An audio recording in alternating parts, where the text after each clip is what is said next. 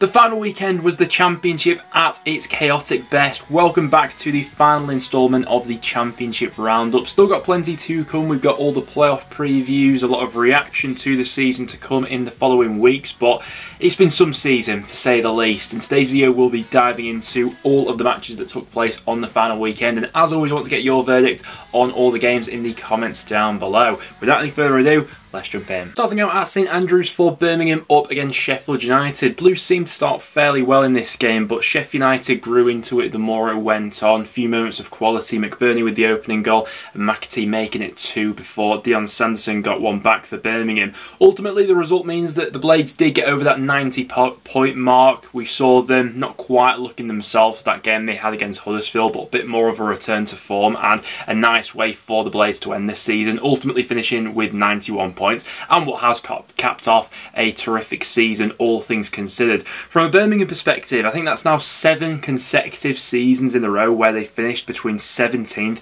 and 21st in the Championship. But the bigger news for Birmingham fans actually coming out today was a major breakthrough in the ownership and what that could actually mean for Birmingham going forward and into the future, because it does feel like this squad right here, it is in need of an overall bit of a rebuild and a restructuring with how stale a few things have gone in and around the playing squad. But with news of that ownership, that could only be good news for Blues fans looking forward to the future. Next then to Burnley 3, Cardiff 0. Burnley did manage to get over the 100-point mark in the end, finishing the season on 101 points after a thumping 3-0 win against Cardiff. I think that's ultimately the hallmark of truly great Championship sides. It's an elite club to have got over 100 points, and this Vincent Kompany side I think belongs to be in that conversation. They've been absolutely fantastic throughout the season, and yeah, what a way to cap it off in front of your home fans with a 3-0 win. Nothing quite beats that. Interesting game in the end. The first goal, little bit of a mess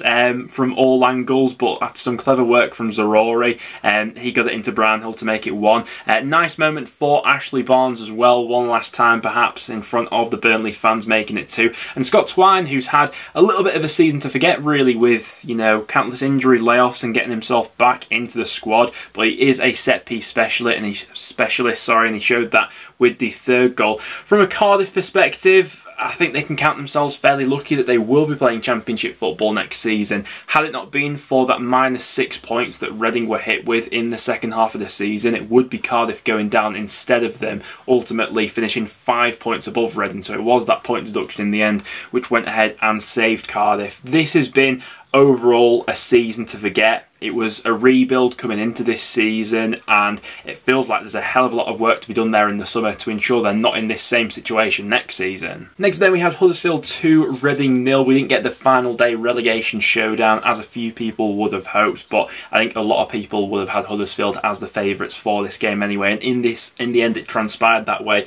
Reading looked like a side that were down and out, that already knew their fate was sealed. They got caught playing out from the back quite a few times in this game as well. That's ultimately how the first goal from Huddersfield came about, and the second one was just a brilliant moment from Hungbo. We saw a similar one from Amad Diallo against Preston, but great technique in off the left foot. And let's put some respect on Neil Warnock's name. 18th in the Championship. From when he took the job, this side looked dead and buried, and I worked it out. It's absolutely baffling. Since Warnock took over in February, his Huddersfield side have averaged 1.56 points per game, and if projected over an entire season, that would have been good enough for Huddersfield to have finished 5th this season on 71 points, and that speaks to the magnificent job that Warnock has done there this season. So yeah, credit to him. They'll absolutely need to get this next managerial appointment spot on, as obviously Warnock was on a contract until the end of the season. We've been in this situation before where Huddersfield haven't got it right. You know, it took them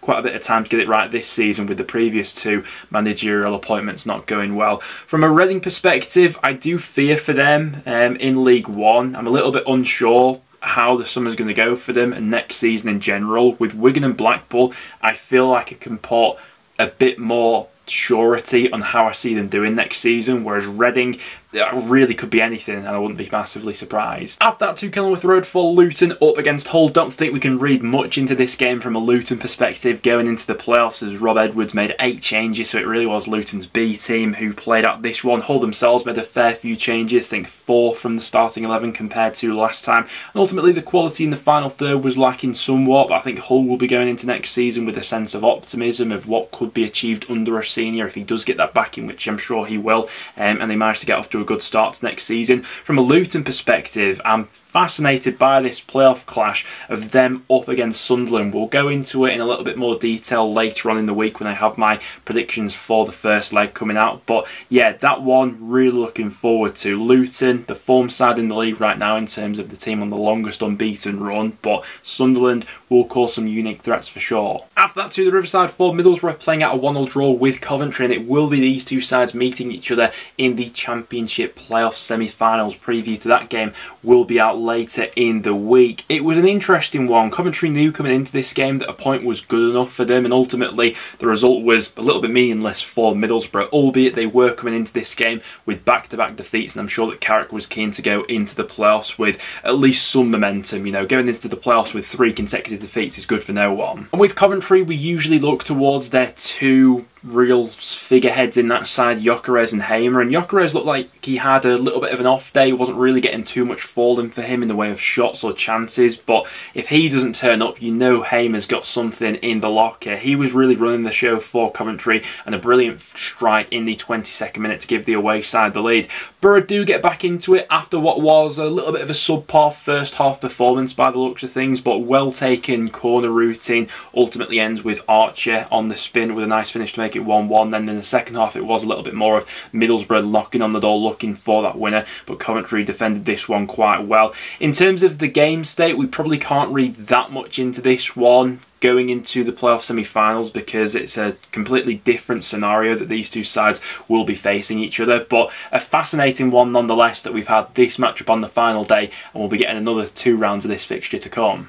And this is really where things went absolutely crazy on the final day. Millwall 3, Blackburn 4. How do you even begin to unpack a game like this? With Millwall 3-1 up at half-time, it looked like this game was all but done, and for the rest of the playoff chasers, it was pretty irrelevant really. They wouldn't be taking Millwall's spot in the top 6 regardless of what happened in any of their matches, but Blackburn from absolutely nowhere turned this one around, and really have to say fair play to Brereton Diaz for being the real figurehead in, you know, properly sparking this comeback. I have said in the second half of the season I don't think he's looked like himself. I think that at times he probably has had his head elsewhere with him off at the end of the season, but I mean, what a parting gift. It was he who came up with the equaliser, a fine strike from outside the box, and then that winning moment to make it 4-3. Ultimately Blackburn missed out on the playoffs in the end, but this is the sort of drama we're accustomed to in the Championship, especially on the final day.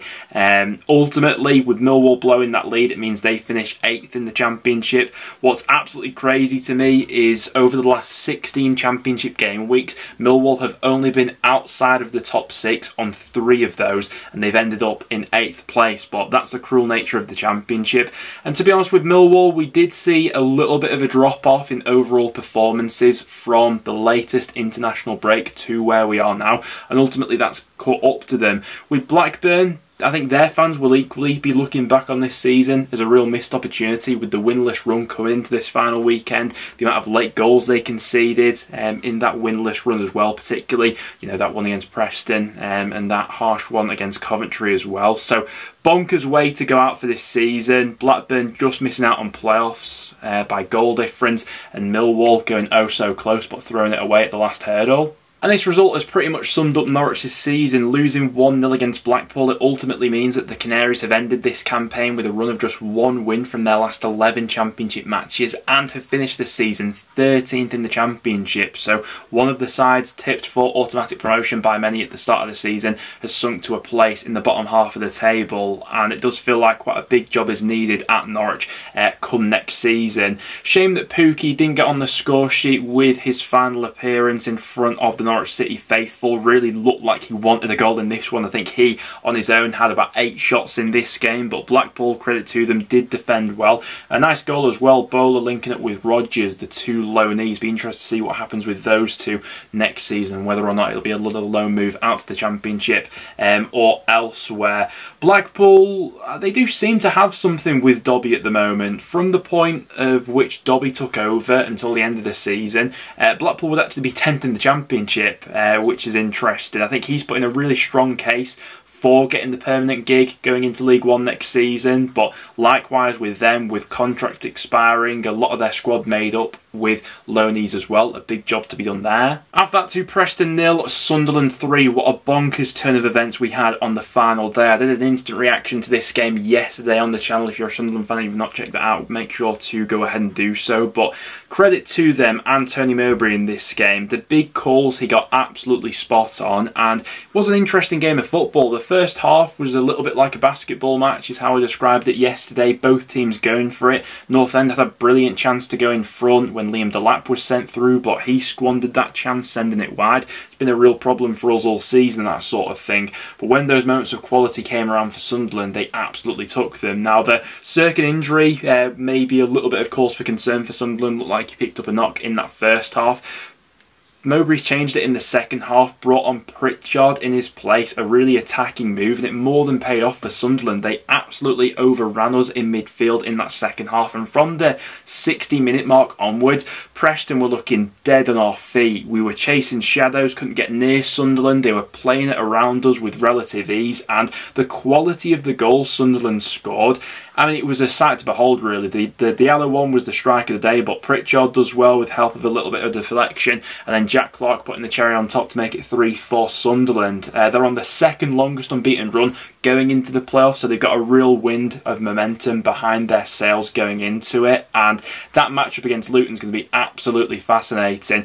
Sunderland fans, some of the best I've seen at Deepdale this season, fully deserving of all 3 points in the end, but a real miserable way for North End to end. And it was a decent result for Bristol City on the final day, 2-0 away at QPR. We have mentioned Bristol City's record at Loftus Road coming into this one on the preview, and in the end it was their quality in the box which was the difference between these two sides. Bit of a miserable season all round for QPR, which has now come to an end. Ainsworth getting them over the line. It does feel like QPR are in a little bit of a crossroads situation with Ainsworth right now, because while he has got the results to get them over the line, it's a question of whether or not they stick or twist, whether they back him in the summer with his type of recruitment, his players that he wants in, go to the Ainsworth template and see if that serves them well going forward, or if they veer off in a different direction. What I thought was interesting was that since Ainsworth has took the job at QPR, he's averaged 0.84 points per game, and if that was to be projected over an entire championship season,